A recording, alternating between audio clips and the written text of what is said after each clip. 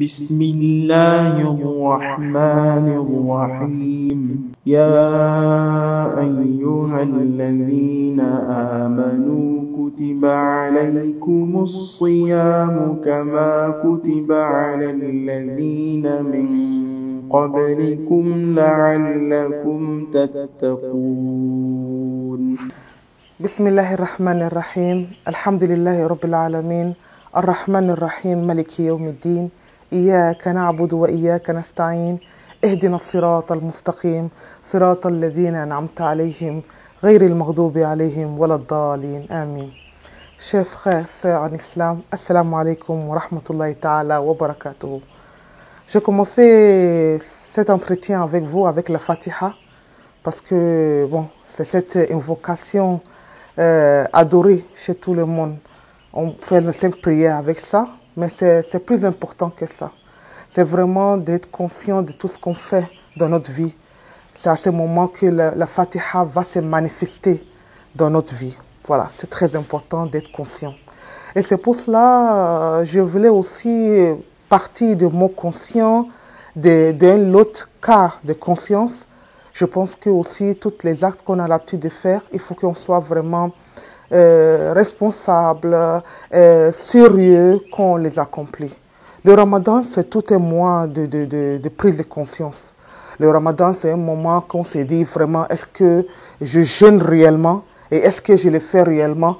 Parce qu'on n'est pas obligé de faire semblant avec Dieu. Et voilà, c'est comme ça aussi dans tous nos actes.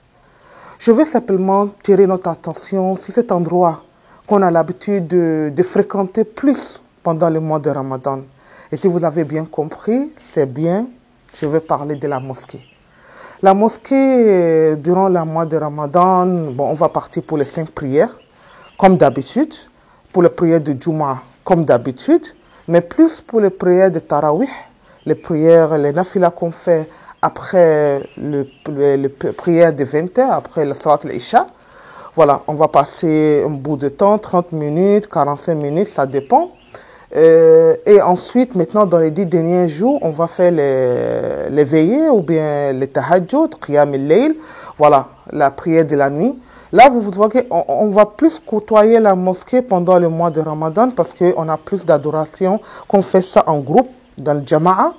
Et c'est pour ça que ça nécessite de se remettre en cause, de se demander, de s'interroger si vraiment les manières dont j'ai l'habitude de m'approcher ou bien les manières dont j'ai l'habitude de faire, est-ce que c'est vraiment correct ou pas correct? Et pour cela, on veut souligner certains points rapidement ensemble. Bon, on n'a pas assez de temps, mais voilà, ça peut être des grains qu'on va semer et ça va pousser, Inch'Allah, chez vous. Et vous avez aussi l'occasion, quand vous écoutez certaines choses, c'est aussi d'aller chercher sur l'Internet, interroger d'autres personnes. C'est important. C'est important de ne pas rester simplement sur le point qu'on a dit. Voilà, parce que Allah Alam, Dieu le plus savant. La mosquée, c'est un endroit d'abord, tout le monde l'appelle Baytullah, la maison de Dieu. Voilà. Et aussi, Dieu a dit dans son Coran que la terre, tout a été comme des mosquées pour nous. Ça veut dire que la terre est bénie. La terre, naturellement, ce sont les endroits pieux qu'on peut prier, mais c'est l'homme qui pollue, qui rend sale, voilà, ou les animaux qui passent, ou etc., etc., etc. Mais précisément, on veut parler de cet endroit très joli, qu'on reconnaît par sa architecture, cet endroit avec des minarets, cet endroit qui est propre, qui est joli, qu'on va pour certains temps donnés pour accomplir nos prières. La mosquée, d'abord, quand on veut rentrer à la mosquée, dans la sunna, on nous demande de faire 2 nafil, 2 raka, pour la salutation de la mosquée. Voilà. Les nafilas, c'est une prière. Et on prie pour Dieu uniquement. Mais tellement la mosquée, ça a une grande place dans l'islam, on demande de faire une salutation pour saluer la mosquée. Pour saluer cette maison de Dieu, cet endroit de Dieu, on doit le saluer avant de rentrer. Mais c'est un nafil. Et les nafil aussi, quand on prend le nafil, quand on prend l'obligation qui est wajib, et on prend le nafil qui est surrogatoire, des fois le nafil tombe. À quel moment? Par exemple, dans la prière de Jumu'ah, quand on rentre pour la prière de Jumu'ah, vous savez que normalement la prière de 14 h dhuhr, c'est 4 rakas. Mais au moment des prières de Juma, ça s'est réduit à 2 raka, qu'on fait ça jama'atan, et deux versets, 2 khutbah, plein de versets, qui peut, en quelque sorte, on peut le dire que ça remplace les 2 raka. La 2 khutbah et 2 raka, et maintenant, ensemble, on prie 2 raka. Et celui qui n'a pas trouvé le Juma, ou bien qui n'a pas rattrapé le Juma, ou bien qui ne peut pas prier Juma, ou bien la femme qui est à la maison, elle prie 4 rakas normalement. Mais on a constaté souvent, je vais commencer par les choses qu'on a remarquées à la mosquée pendant la prière du Juma. Et je vais parler précisément de nous, les femmes. Voilà. À la mosquée, quand on rentre, d'abord, quand la personne prend l'intention d'aller à la mosquée du Juma, ça veut dire que d'abord, il y a des sunan. C'est-à-dire que faire les grandes ablutions, il faut se rendre propre, il faut se brosser. Traditionnellement, dans la tradition islamique, on dit siwak, utiliser le cuir-dent, voilà, commencer à faire le salat à la nabi, depuis même le jeudi soir, d'aller tôt. Bon, quand on demande même d'aller tôt à la mosquée, ça veut dire que la personne s'est déjà préparée.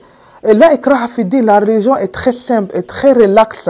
Il n'y a ni contrainte en islam. Si quand on décide que c'est la prière de Juma, que je vais prier, je prends mon temps, je me prépare.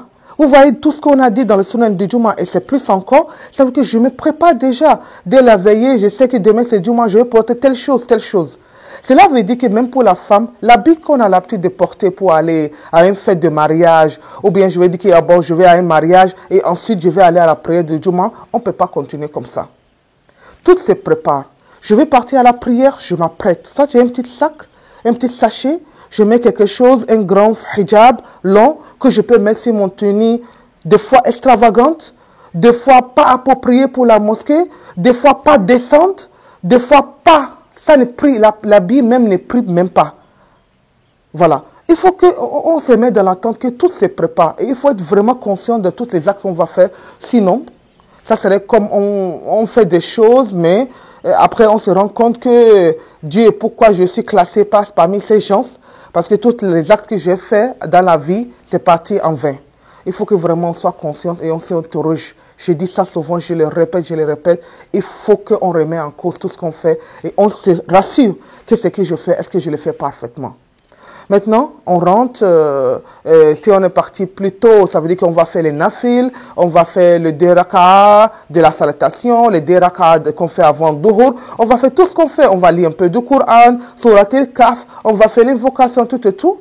Maintenant, quand l'imam, parce qu'on dit que même il y a les malaïkas, dans le hadith du prophète sallallahu alayhi wa sallam, il dit qu'il y a les malaïkas qui s'arrêtent devant la porte pour noter ceux qui sont arrivés. Mais lorsque l'imam rentre, il s'assoit, là, à ce moment, les malaïkas ferment cette livre ou bien cette sahifa qu'ils ont l'habitude de noter. Ça ne veut pas dire qu'on ne va pas être récompensé. Mais voilà, as-sabiqoun, ceux qui viennent plus tôt, ils sont mieux servis, comme on le dit. Très bien.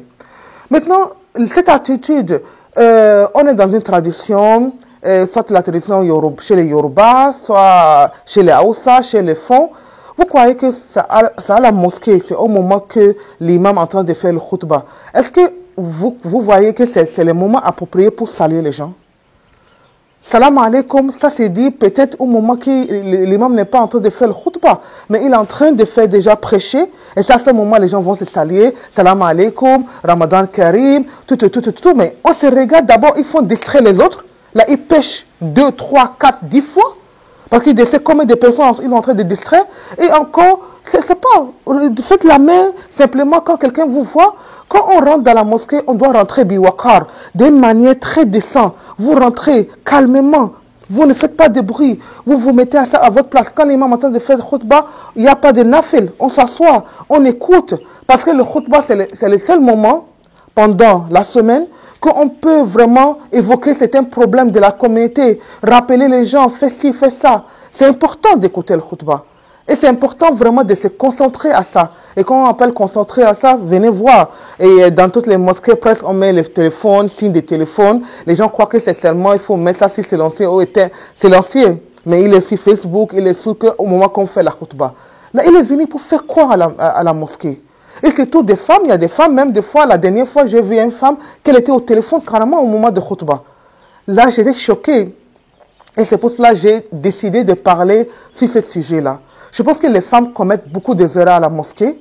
Et c'est important parce que les hommes ne voient pas. Les alphas ne voient pas parce qu'ils sont en bas ou bien ils sont devant. Ils ne voient pas ce qui se passe. Ce n'est que les femmes qui peuvent critiquer le comportement de sa sœur parce qu'elle est avec elle, elle voit. Et encore, je prends nos jeunes filles aussi. Nos mamans, on a les moyens, on a beaucoup d'opportunités. Je peux acheter 2 hijabs, 3 hijabs, 4 hijabs, amener ça à la mosquée. Au lieu de faire des sadaqas ou partager les bonbons et partager des bousquets qui créent aussi d'autres problèmes. Parce que là, on encourage des enfants d'être mendiants, c'est tout un problème. Mais on peut faire les sadaqas autrement. J'achète, je fais coup de 2 pailles de 2 mètres, 2 mètres. Et hijab, un grand hijab. Parce qu'il faut qu'en bas, ça soit bien descend et en haut, ça soit bien couvert. Il y a des jeunes filles qui quittent l'école pour venir prier à la mosquée. Des fois, ils sont avec les kakis qui est 3K. Des fois, les hijabs, c'est petit, ça ne couvre même pas. Moi, souvent, j'essaye de dire à la fin, quand vous voulez revenir, il faut que les hijabs soient plus décentes pour couvrir votre main. Il faut que vous avez un pain pour tout là. Mais cette jeune fille, ils sont laissés à eux-mêmes. L'endroit là, quelqu'un va les voir pour les parler, les hommes ne sont pas là. Si on peut dire que les hommes sont plus savants, mais ils ne voient pas. Là, nos mamans, nos femmes qui voient les jeunes filles comme ça, elles croient que c'est fini, l'essentiel qu'elle est venue prier, c'est pour elles, non. La mosquée aussi, c'est un endroit qu'on essaye de se corriger. C'est pour cela que l'islam aime tout ce qui est jama. Parce que quand vous allez ensemble, quand vous partez ensemble, quand vous faites les choses ensemble, quelqu'un peut vous dire que ah non, c'est pas comme ça c'est pas bien, c'est pas bien. Là, il faut qu'on soit conscient que quand on va à la mosquée, c'est pour être exemplaire. Et en même temps qu'on va à la mosquée, c'est pour aussi essayer de corriger, d'apporter quelque chose à notre communauté. Parce que, bon, il faut que quelqu'un prenne quelque chose en charge pour corriger, pour éduquer. C'est très important.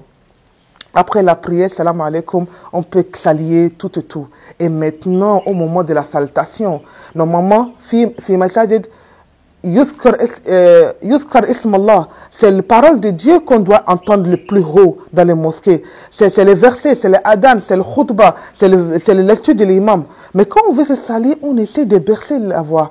La mosquée, c'est pas quelque part qu'on va commencer à crier, parler, tout et tout. Il faut qu'on descende la voix et surtout la voix de la femme. On constate que maintenant, quand les gens vont commencer à saluer, on va commencer à crier. Après le Jumu'ah, après la prière, c'est oui. À la mosquée, c'est pas normal, c'est pas correct. Il faut que vraiment les gens sachent qu'il faut que je parle doucement dans la mosquée. Et quand je finis la prière, je vais parler au téléphone. C'est pas dans la mosquée que je vais parler au téléphone. Je sors dehors. Je sors devant la mosquée, oui, je peux, mais pendant la mosquée, il faut que je garde toujours cet comportement de calme, de discernement, de politesse avec Dieu et avec la maison de Dieu. Et maintenant, je vais dire que le tarawih aussi, c'est pareil. Quand les gens savent qu'ils ne peuvent pas prier, ils n'ont qu'à rester à la maison. La mosquée, c'est pas pour aller dormir. Que d'autres ils vont faire des rakas, ils vont s'allonger. Non, la mosquée, c'est pas pour ça. La mosquée, c'est pour s'adorer. Si on est fatigué, on peut s'adosser quelques minutes, se reposer, tout, et commencer à prier. Si je ne peux pas prier, je vais à la maison. Là, il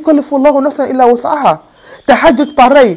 Là-bas même, tout le monde vient dormir carrément. Non, c'est pas comme ça. Et les enfants, c'est bon d'amener les enfants à la mosquée. Mais la mosquée, c'est pas une maternité, c'est pas un jardin d'enfants. Que tout le monde est en train de prier, et en train des enfants crier, pleurer. Si mon enfant, c'est un enfant que je maîtrise, je peux l'amener à la mosquée. Mais si c'est un enfant qui crie, qui pleure, non, il n'a mal à mal biniyat. Dieu sait que vraiment j'ai envie d'aller à la mosquée, mais je ne peux pas à cause de mon enfant. Soit je confie mon enfant à quelqu'un, soit je reste à la maison avec la maison. La darara ou la dirar. Je ne peux pas parce que des fois, quand il y a un enfant qui crie à côté, vraiment ça dérange. Ça fait mal. Et quand on dérange quelqu'un d'autre, on pêche. Là, soyez vraiment conscients et de faire attention parce que l'islam même, c'est une religion d'attention. On fait attention à ce qu'on dit, on fait attention à comment on marche. Même quand on veut traverser entre les soufous, quand je vais trouver un endroit devant libre, je vais prier, je passe doucement. Je fais comme ça, je fais la main, je fais doucement, tout. C'est pas gadja, c'est avec tendresse. Et c'est important de voir tout ça là. Bon. Peut-être d'autres personnes maintenant vont écouter, les hommes, ils vont aussi critiquer tout ce qui se passe au niveau des hommes parce qu'on ne voit pas. Nous, on voit ce qui se passe au niveau des femmes. Mais je pense que c'est un peu général. Les femmes, les hommes sont tous les mêmes cultures, tout. On est tous béninois. On connaît un peu nos défauts. On sait comment les gens se comportent, tout. Surtout d'autres qui disent, oui, moi je suis âgé, je suis grand, qu'est-ce qu'on va me dire? Non, tu es âgé, tu es grand, ça c'est chez toi. Mais quand tu sors, il faut savoir qu'il y a une loi qui regroupe tout le monde. Et quand tu es dans un lieu de culte, il y a des disciplines, il y a des manières de s'asseoir, de parler, de faire, tout. Il faut le faire. Et quand quelqu'un il est grand et il ne sait pas se mettre à cette hauteur, il faut que quelqu'un d'autre l'apprenne que non, c'est pas ça. Être grand, c'est pas avec l'âge, mais c'est avec le comportement. Que Dieu nous permet d'être vraiment des musulmans exemplaires. Et vraiment, quand on passe quelque part, qu'on dit, ah, mashallah, voilà, il a comme on dit en Yoruba, il a des comportements fraîches, voilà, attirants, qui ne repoussent pas. C'est vraiment très important. Et le ramadan, c'est le moment de méditer sur notre comportement, sur les manières de faire, pour que notre vivre ensemble, dans la même communauté, soit possible. Parce qu'il y a beaucoup de choses qui se passent avec les gens qui sont tellement, on dit en anglais, selfish, quoi, égoïstes. Voilà, cet égoïsme, dans la religion, ça ne peut pas aller. Là, que Dieu nous montre les droits chemins, Ihdina sirat al-mustaqim, c'est très important de le dire et d'être conscient pour qu'il nous montre. Nul n'est parfait, mais on essaye seulement et on demande aussi toujours à Dieu de nous amener à bien faire et à bien agir. Wassalamu alaikum wa rahmatullahi ta'ala wa barakatuh.